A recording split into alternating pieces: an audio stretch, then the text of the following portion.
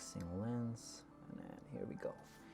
Hey, what is up guys? Welcome to another video. I hope that you are all having an amazing day. So for today's video, I will be testing out what frame rate is the best when used for motovlogging using a GoPro Hero 5 or whatever GoPro you have. So yeah. So most people out there don't know what frame rate actually is, what it does to the videos, and what other settings could be used to complement the frame rate that they chose. So basically FPS, or frames per second, is literally what the name states. It is the amount of frames being taken by the camera per second. I will make a separate video about that in the future with a lot more detail so that you guys can understand it better. So before I tell you the difference between 24 FPS and 60 FPS, let's go outside, take some footage so that we can compare both of them side by side using both of these GoPros right here. Alright guys, so as you can see, we are now on the motorcycle. We are going around the city, and on the left side we have the GoPro Hero 5 with a 24 frames per second setting, and on the right side we have the GoPro Hero 5 with the 60 frames per second setting. So while I go around the city to collect some video footage for you guys to see, I will explain why I chose these settings that you see on the screen for both of these frame rates. So yeah. So first off, the resolution. I chose 1080p because it is the standard resolution for almost everything these days. The footage is clear, especially when viewed both on the phone and on the computer. It does not take so much space when vlogging compared to 2.7K and 4K. And also, editing videos with over 1080p resolution, just like 2.7K or 4K, can't be handled by most phones and computers. And so for the POV, or point of view, I chose Super View. The reason for Super View is so the video would look more stabilized and the viewers would have a more immersive feeling compared to the wide setting. It also gives the viewers a chance to take a look at the environment of where we're going and not only focus on the motorcycle's dashboard. So yeah. For the shutter speed, a rule of thumb is not to set it on auto and always try to follow the 180-degree rule, which means that whatever FPS you chose for your video, you should try to double the shutter speed so that the footage looks natural to the eyes. I will give examples why you should not go too low or too high on the shutter speed right now. Shooting at the shutter speed less than a frame rate is going to introduce unnatural blur into the video, especially when it makes a lot of movement. It will also let in more light, which makes the footage look brighter. So doing the opposite, which means shooting a shutter speed more than twice the frame rate, is going to lose the natural blur that our eyes can see.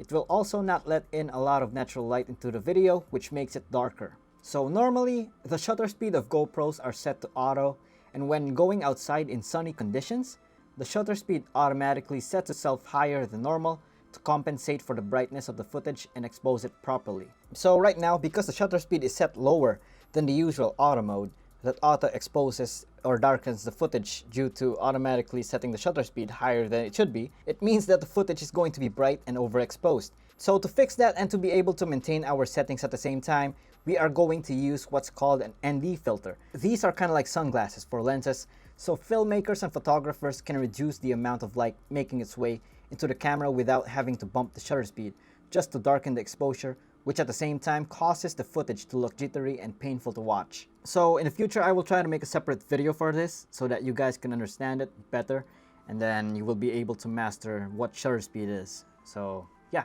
So for ISO, I stick only to using 100 to 1600 ISO.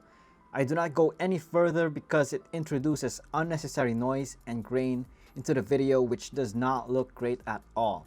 The lower the ISO you can possibly stick with, the better. So normally I stick to 100 during the day, and I switch to 1200 at night, or go up to 1600 if I need to. So yeah. Okay, so now that we have finished going around the city, let's go and compare both of the footage that we got from both of these GoPros right here. So on the left side, we have the 24 FPS, and on the right side, we have the 60 FPS. So let's go with the first difference, which is motion blur. 24 FPS is the standard FPS for movies and TV shows. It gives you a cinematic look, which has motion blur. So 60 FPS gives you a more lifelike, fluid look with a little motion blur due to the fact that you have to increase the shutter speed to 120. So take a good look at these videos right here to see the difference. So this is actually subjective, and everyone has different tastes on what looks good. So for me personally, I like 24 FPS because it tricks the viewers and gives them that feeling that I'm riding fast, compared to 60 FPS wherein you can see almost every detail while on the same speed. So the second thing that we're going to talk about is the slow motion. So 24 frame per second video will look choppy and bad if you ever want to slow the footage down.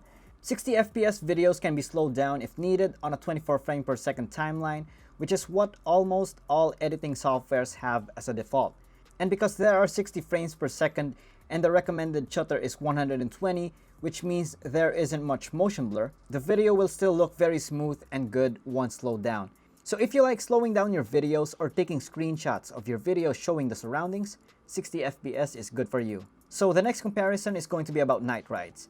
24 FPS is what's ideal for motovlogging at night because the correct shutter speed needed is only 48, which means that it lets in more light compared to 60 FPS at 120 shutter speed. So 60 FPS overall is a worse setting for low light videos compared to 24 FPS. Choosing 60 FPS as your base means you have to set your shutter speed at 120 due to the 180-degree rule, which means it does not let in more light compared to 24 FPS with its shutter set only to 48. So the best choice for low light motovlogs is 24 frames per second. So the fourth difference that we're going to talk about is storage space.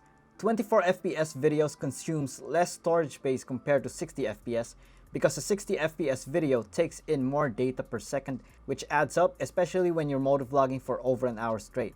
So as you can see right here, these are just two similar files, but they have different file sizes.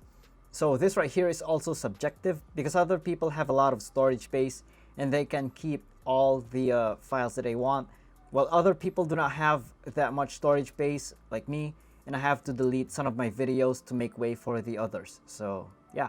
So for the fifth comparison is the battery life. From my experience, shooting at a higher frame rate like 60 frames per second drains battery faster than 24 frames per second. Maybe it's because it uses more power to shoot twice the frame rates in a second. So if you want to plan on motovlogging with only one battery, 24 FPS is the way to go if you want to record more for a longer period of time. So overall, you get to choose whatever frames per second you want to use for your videos. For me, personally, when motovlogging, I choose 24 frames per second. I only switch to 60 frames per second if I know that I need footage that needs to be slowed down. When nighttime comes, I switch back to 24 frames per second to capture more detail and get the best of what I can at night. So yeah, that is it guys for today's video. If I missed something, feel free to comment down below so that we can help each other out and we can also help other creators out. So yeah, if you were able to learn something from this video right here, feel free to click that subscribe button and also that notification bell because it really helps out the channel. And yeah, thank you guys for watching once again. I'll see you guys in the next video. As always, don't hate, appreciate, stay safe, ride safe, stay happy, healthy, and awesome. Bye bye. Be kind, love you guys. Be kind and love you guys. Daw sabi ni Jane.